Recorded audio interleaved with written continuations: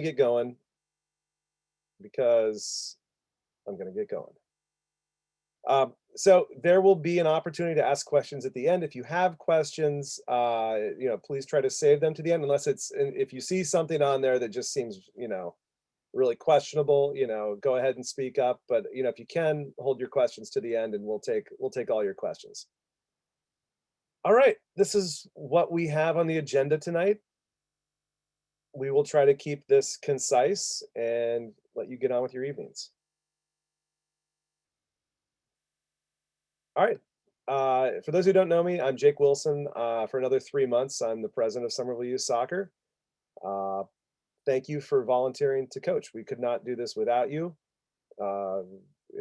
We need coaches. We can't have soccer teams without coaches. So thank you for being willing to step up and do this. We added 5 pre-K and K teams this spring from the fall. Our age directors did a phenomenal job. They got so many kids in off the wait list. And in large part because people like you stepped up who maybe didn't realize you were going to be coaches this spring. So thank you for being willing to do that and letting all these kids get the chance to play soccer this spring. We do have some compliance things that we're going to be talking about. We want to make sure that everyone gets credentialed ASAP. As we'll talk about here, you can't set foot on the field with kids until you are credentialed. There's a little bit of a lift with that we'll talk about in terms of the safe sport training. I know it's unpleasant subject matter, and it does take 90 minutes to sometimes 2 hours for some people. It is the law. It's a federal law, and we need to comply with that. And once you take it, it's good for 3 years.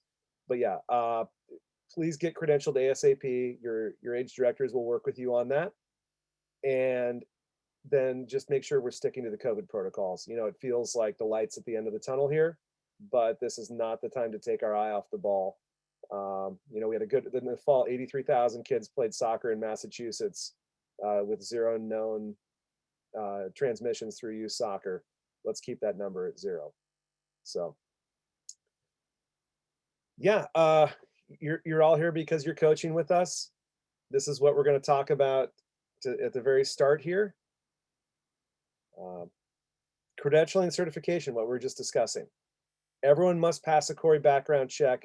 Everyone has to complete the concussion and abuse prevention online training courses. We don't require certification, like licensure, having taken courses. We do encourage it. So if you are willing and able and want to take some US Soccer grassroots or D-license courses, we encourage you to do so. We will reimburse you for the tuition of those courses. It's that important to us. I've taken them. They're really good.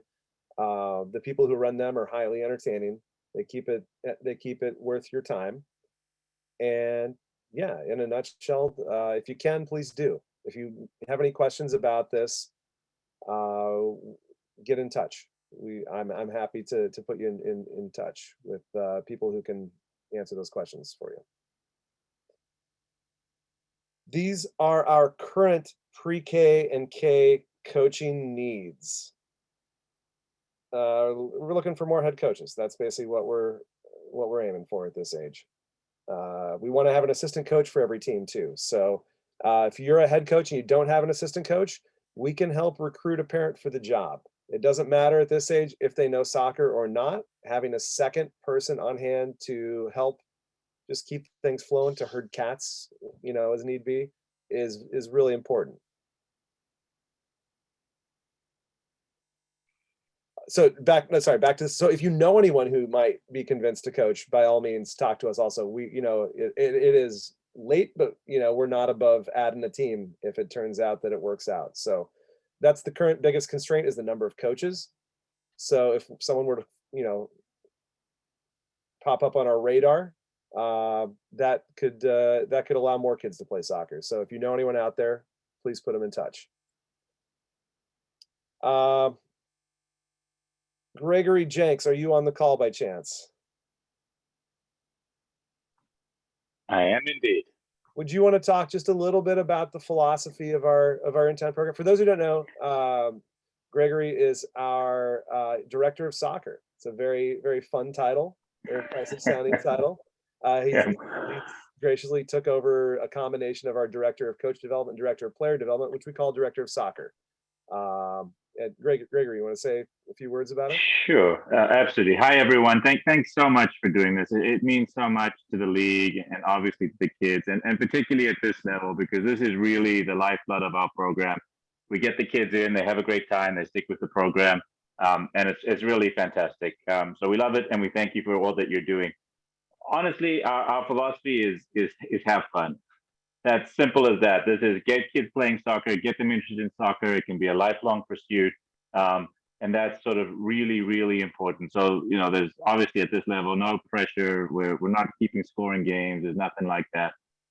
In terms of some of the kind of specifics, we're very cognizant that you're all busy, and the parents of all the kids on the team are busy. So we do try to make sure that we can do the best we can with respect to scheduling practice times, and to some extent game times. Obviously, there are multiple kids on the team, and it's got to work for the coaches and everybody. So we do the very, very best we can, and folks work very hard on it. But that's a priority for us. We do try to keep the rosters at a very reasonable size.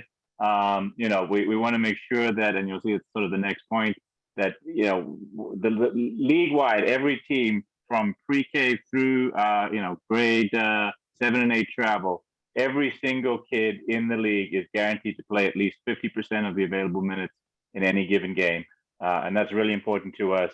No one's ever going to just sit on the bench and not get to play with us. So that's really important, and for that reason, we try to make sure that the roster sizes are manageable, that coaches get to know all the kids and get them involved in the scrimmages, and everybody kind of has a really good time.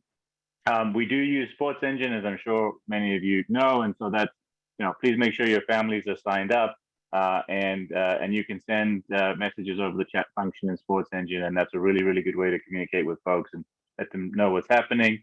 And then please, so long as this awful pandemic lasts, try to be as responsible as you can. I'm sure you would be, but we're generally discouraging carpooling. If it has to happen, please do it safely, and obviously, just be careful that you're not alone with the player, as noted on the slide. Did I miss anything, boss? That's good. The only thing I would add is it was a little bit poor Greg. I promised to send him the slides ahead of time that I wanted him to talk over, and then in the rush here forgot to do so. So he's seeing these for the first time, as you are. The communication thing, we like our coaches to ideally use the message function in Sports Engine over the chat function. Chat function is fine for chit chat, but the message function is going to reach. Not every family sees the chats, so the message will go to every family using the communication mode that they specified. So they might prefer to get them over text. They might prefer to get them over email. That's the great part about the message function, is it lets families tailor how they want to be talked to. That's all I would add there. Greg, you want to talk about the coaching manual? Absolutely.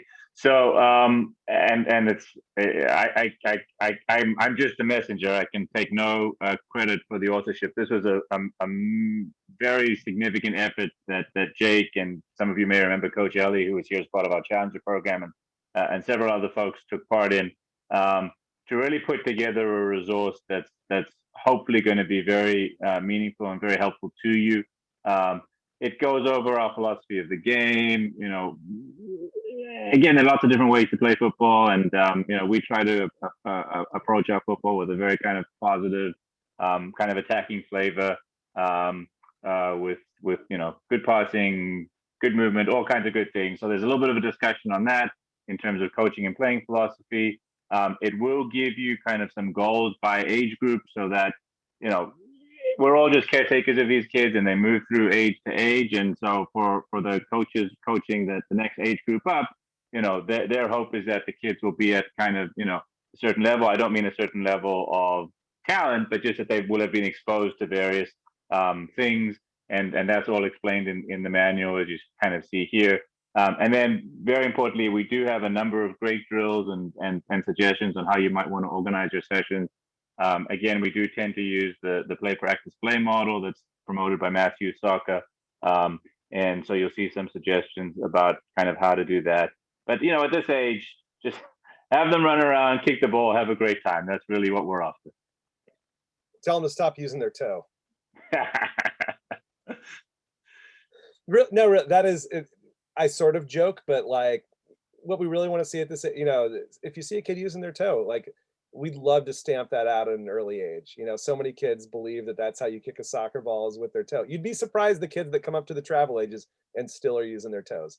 So as a coach, you know, look for it and show that, it's a simple thing you can do is just if you see a kid using their toe, just, show them the different surfaces of the foot to be using.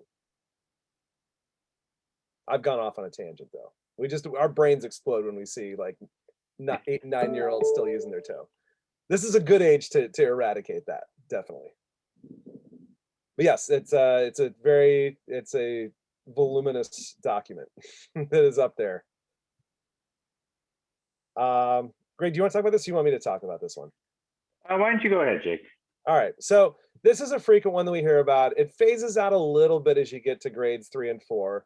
But I know I've coached the age you're coaching. I've coached it fairly recently. And so I understand. It's a frustrating thing that you run into, behavioral issues. And we want you to know that we have your backs on this and that we have a plan for this because odds are you will run into some of these. And so what we've put together here is a policy and a plan that we want everyone to know about when you do run into these. The first steps would be to talk to the player about it. If that doesn't work, bring the parent in. And if you're still having issues, that's when you start going to a behavioral plan. And what you see there is just it's basically an escalating series of consequences. And at this age, hopefully no one's getting, expelled from their team or banned from registration. Those are typically things that and we have not, I don't believe we've ever had to do that with anyone, knock on wood so far.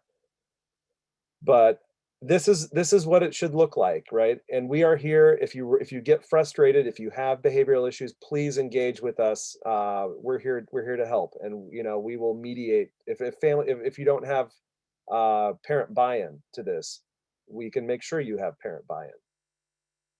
Don't be afraid to reach out to us. Don't bear the brunt of this yourselves. And you're probably going to have questions about this. We can definitely talk about this more in the Q&A too. All right, spring 2021 season. This is what your calendar looks like coming up very soon. Sessions beginning on the 15th. We are not going to be offering any sessions on Memorial Day weekend. Having said that, if you have parents come to you and say, hey, we're sticking around, and like your entire team or a huge percentage of your team is going to be around, let us know. We have permits for that weekend. If you really want to hold a session, we can make that happen for you. And then the last day is going to be Saturday, June 19th.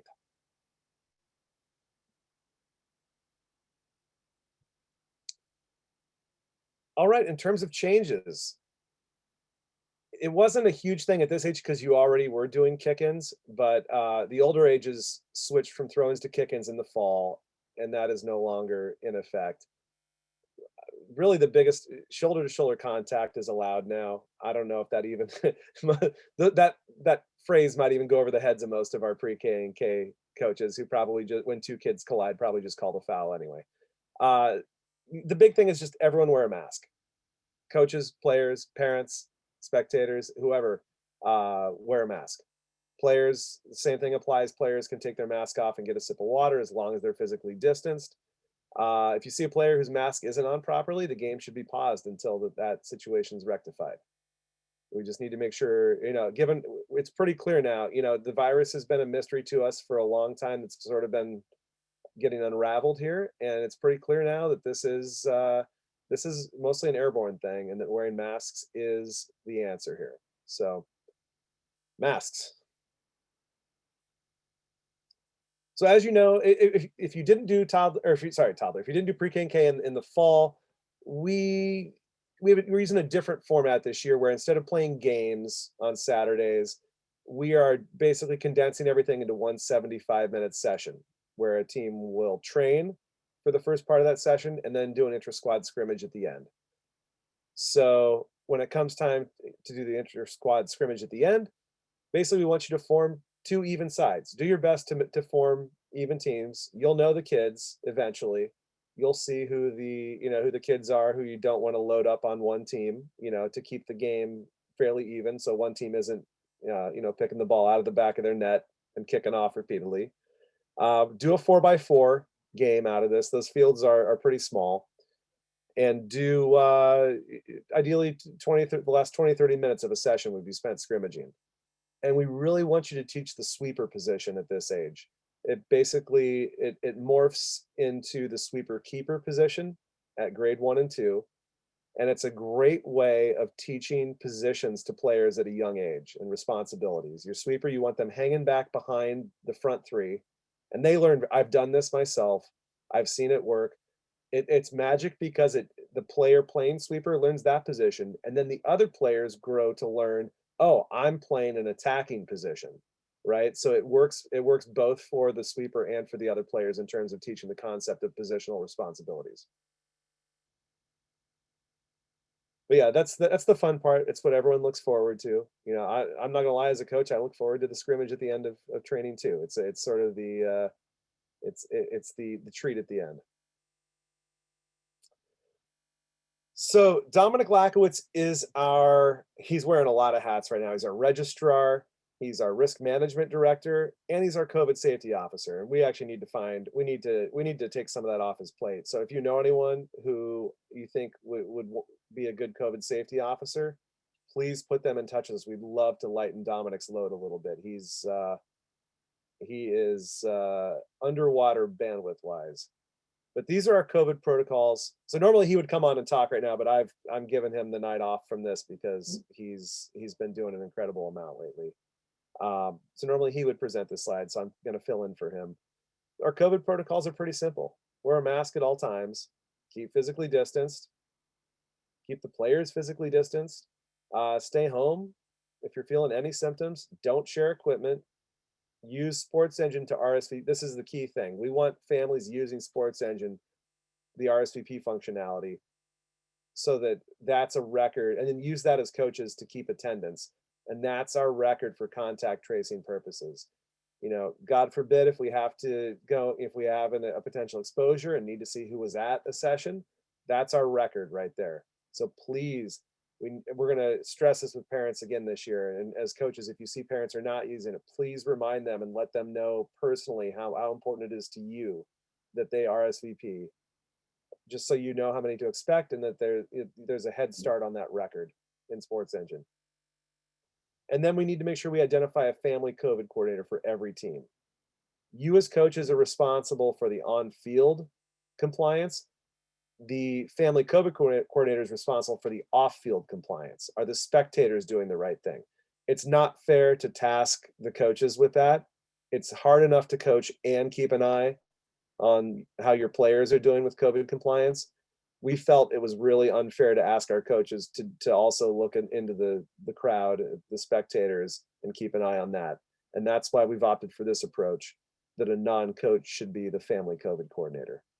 If you need help recruiting someone, if no one steps forward, talk to us and we can twist some arms a little.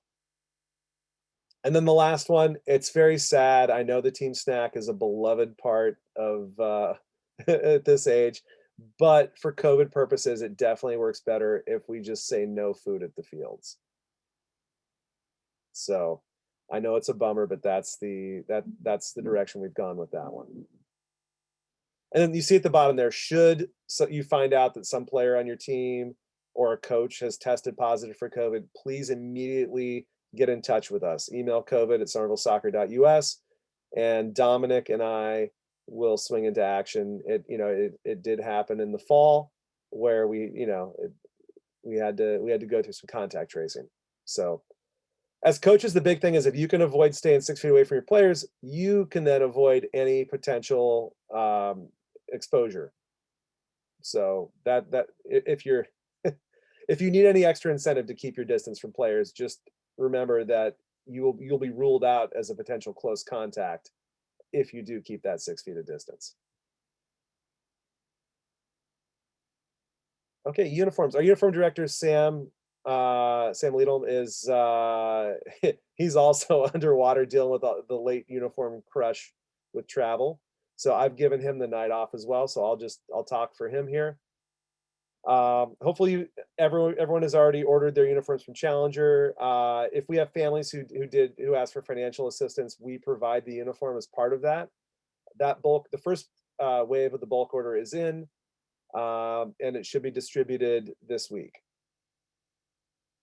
The in-town uniform, reversible blue and white shirt, red shorts, red socks, at least for the spring season. I will, as a sneak preview, I'll tell you about, there's some exciting news potentially coming your way that will change this. We can't say too much about it, right, Christine? But very potentially exciting news. The kids will love it.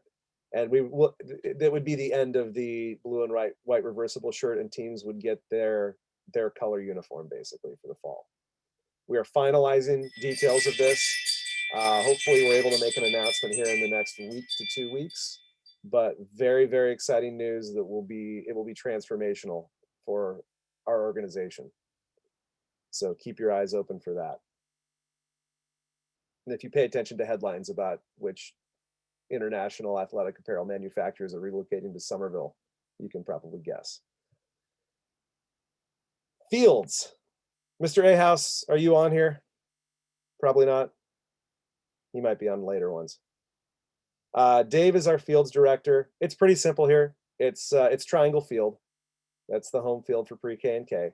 I don't believe we have any pre-K or K teams using any other fields throughout the city this spring, just because of how our field situation is going. The good news on fields is it's going to be so much better eventually. So, yep, Triangle Field is your home on weeknights, and 8 a.m. to 1 p.m. on Saturdays. All right, we get a lot of questions about our weather policy. It's a little bit different with masks. Typically, so Triangle's a grass field, so basically if the city closes grass fields, we shut down. There is a slight addendum to that now that they're wearing masks, in that if it is moderately or heavily raining and the city has not closed grass fields, we're going to say that you should suspend play.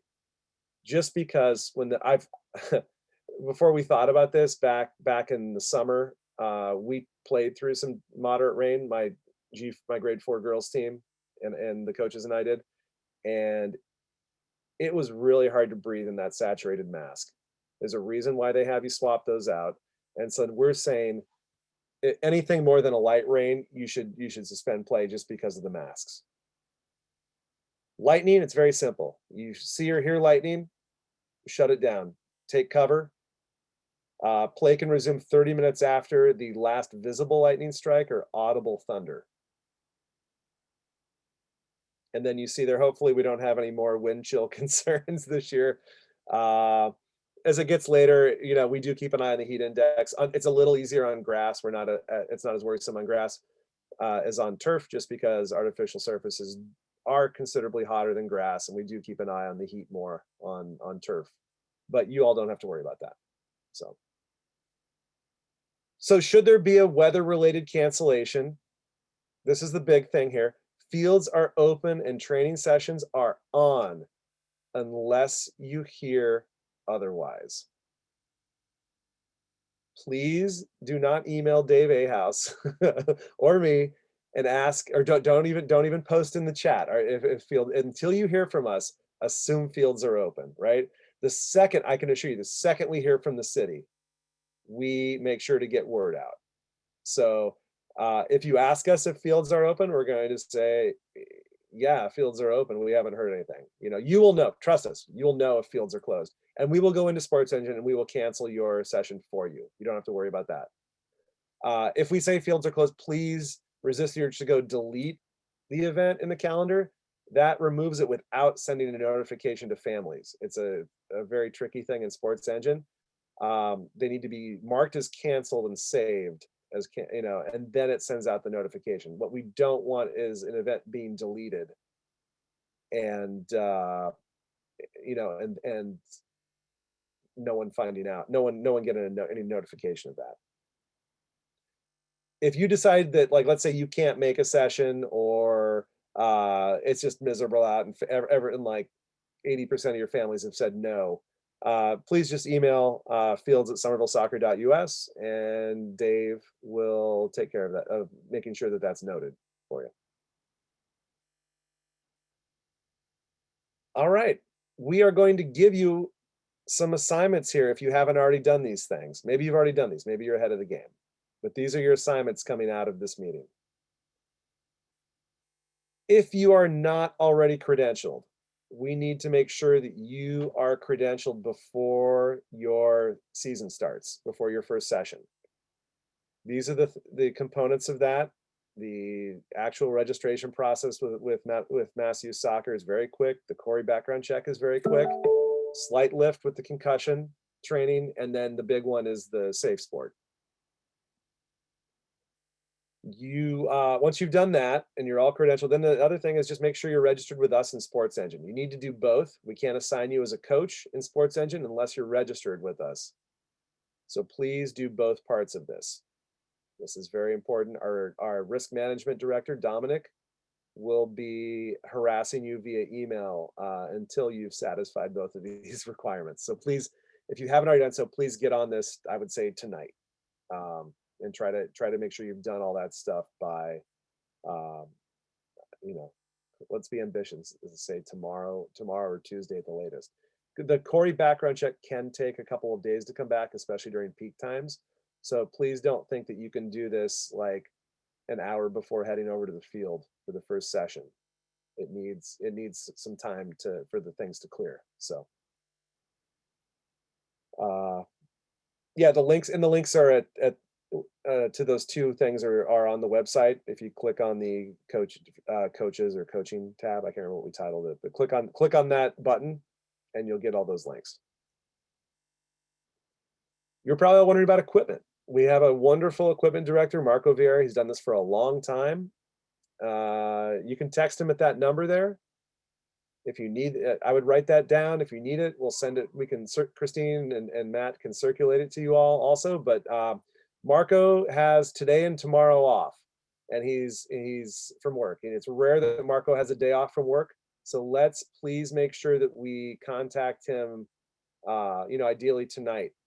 And if you honestly during the meeting, if you want to, just shoot him a text, give him your name, tell him what age you're coaching, and tell him you'd like to pick up your gear, and he will put that together for you. And the pickup happens right behind the Argenziana School, right basically steps from Lincoln Park. And this is what he's going to give you right there: size 3 balls and all the equipment you need to. And I left goals off there. Sorry, there should be goals on there as well. You'll get pop-up goals for this age. And now, your third and fourth to-dos.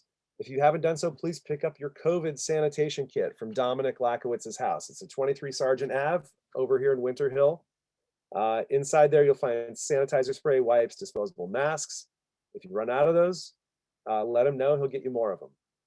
And then the fourth and most exciting thing, some of you may have already taken advantage of this. We found out on Thursday that as youth soccer coaches, we are considered out of school time providers, and we are immediately eligible for COVID vaccinations, which was news to us.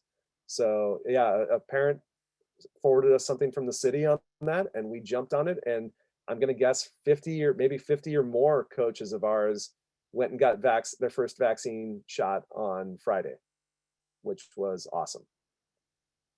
The CHA vaccination site in Somerville knows, that they understand that you are eligible, and they will work with you on that. And the last thing, just wash your hands and sanitize before and after team events to stay safe. All right, you've all got questions. I see some in the chat, actually. I'm going to start with, is there the expectation that kids wear shirts underneath their jerseys? That's always a good idea, especially, so you'll know as a coach whether you're the home or away team, and you can circulate word to players. And you'll tell them, hey, we're the home team, wear blue this week, right? Inevitably, you will have a player or players who show up in the wrong color. It happens every week. As a coach, it's one of life's great frustrations, but it does happen. No matter how you can make that part as the largest font in the world, and they will still show up in the wrong color shirt. And at Triangle, there are porta potties they can use for changing, but yeah, it's a great recommendation to send out. I know TSL recommends to families that they might be using pennies. Yeah. What's that? Can I ask a quick question, Jake? Yeah. So for the kindergarten level, are they wearing those blue because they're not really having games and they're just scrimmaging? Like, yes. Do they wear their blue and white uniform to practice? I'm sorry. I'm answering that using outdated. Yes. I'm sorry. I gave the pre-COVID answer to that question. Yes, absolutely. Because you're going to have them be changing at the fields. Yes, please. Definitely recommend that they wear an undershirt. And then Thank you. That's such a good question. I didn't even think about that. I'm sorry. It's been a long weekend. It's totally fine. Thanks. Yeah. Oh, and the other question was, are goalkeepers used at the kindergarten level? No. Because the U.S. Soccer recommends against it. They would be passengers. They would be sitting there just watching the game. They'd be spectators. Kate, you have a question? Yeah, I was just wondering, when we give out the pennies, I know for my daughter's second grade last season, they kept the pennies. Do we let them keep the pennies, or should I be like collecting them at the end of practice or games and then washing them? So it's given what we now know about surface transmission, it's probably okay, but I would still err on the side of caution. We give our players pennies at the start of the season and tell them that they're theirs, bring them to every practice. I mean, at this age, you're gonna be giving them to the parents, let's be honest. It's a little different at this age. But yeah, I would give them to the parents and just and ask them to make sure that they, wash them as needed and bring them to every training session. Okay, one other quick question. I are lucky and I already got my J&J vaccine. Do you guys need any information for that, or are you good to go?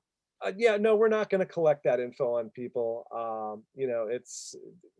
That's awesome to hear. I've wondered whether we should. I guess I just have some HIPAA privacy concerns about, asking people for, personal stuff like that. But that's awesome.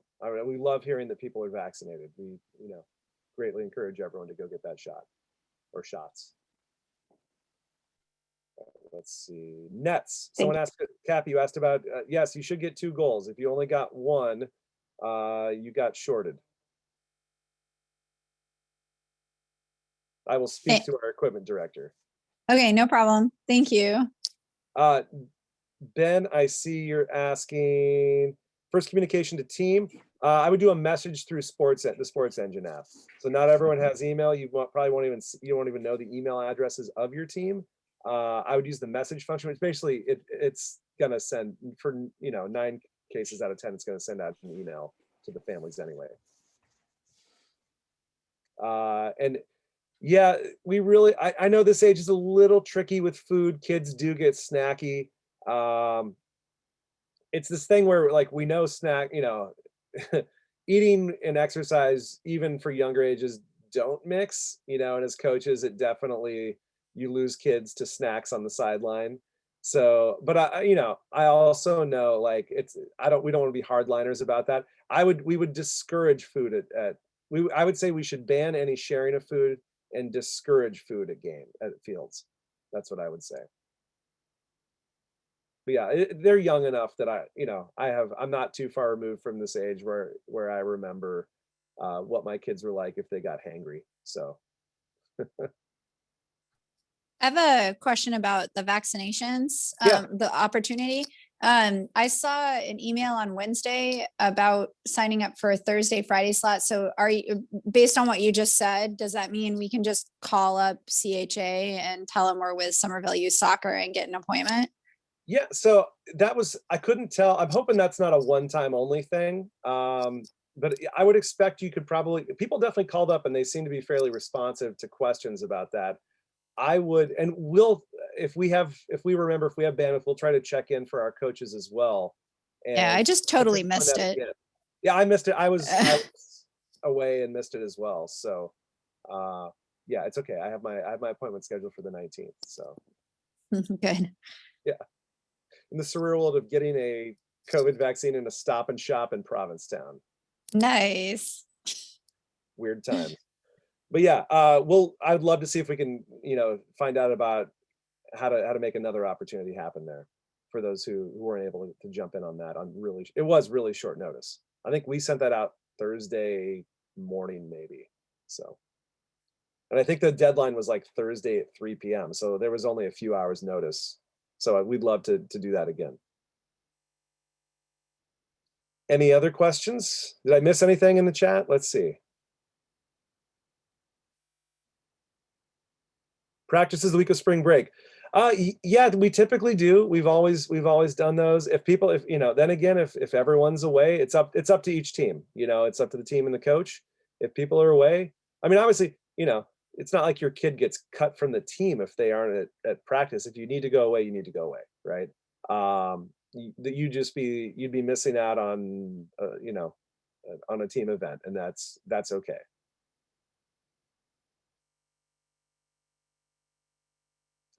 Kate, you have another question?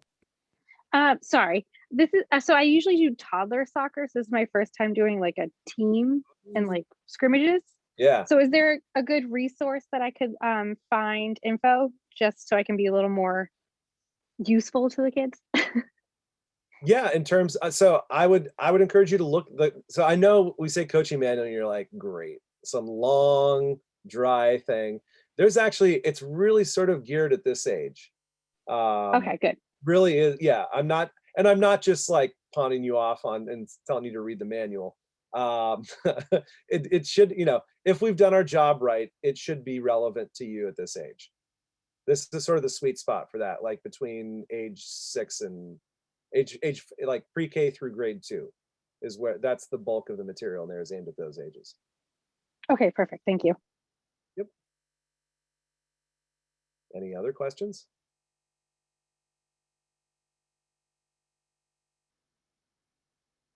Well, if you think of other questions, just because the meeting has ended does not mean that you can't ask them. You have my email probably from all the millions of I actually have one more question. Kathy's got a question. All right. I do. I always have questions. Questions are good. Yeah. So the credentials, if you did like the concussion training for the fall, do you have to redo it again? And yeah. So let's talk expirations. So yeah, the good news is once you've done that really onerous safe sport thing, that should be good for 3 years. There's you can basically test out of it in year 2 and year 3 just by doing a quick like 10 to 15 minute quiz, I believe. I haven't done that yet. I just did it for real back in the summertime for the first time. So next year I'll get to, oh yeah, there's a Amazon web search. Sorry, I see the question there. Matt, if you send them to the coaching page, they can click. It's a weird thing where they don't let you link directly to it. It gives an error message. But yeah, so sorry.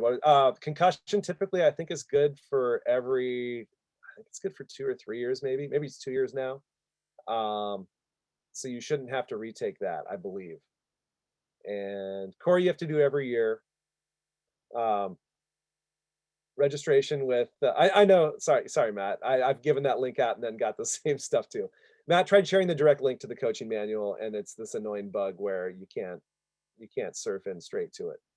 But yeah, you don't need to redo everything every year, thankfully. I think no one would coach if they had to do that. Thank you all for being willing to go through that. It is very important that obviously this is serious stuff. We saw what's happened at places like Michigan State. We just want to make sure everyone has that toolkit to recognize the signs of that things are happening that shouldn't be happening. And you will come out of that, both with a bleak view of humanity, but also equipped to equipped should, God forbid something happen, you'll feel equipped to deal with it. So any other questions before I jump off here and run to the 7:15 meeting starting in a minute? All right, hearing none. It's the contact information. by all means, get in touch with those folks. I'm gonna run to the next meeting, but thank you all for being here and coaching, and definitely get in touch with your age director or me if you have any questions. Thank you, Jake. Thanks, everyone. Have a great night. Thank you. Thanks, everyone. Have a great night. Thank you.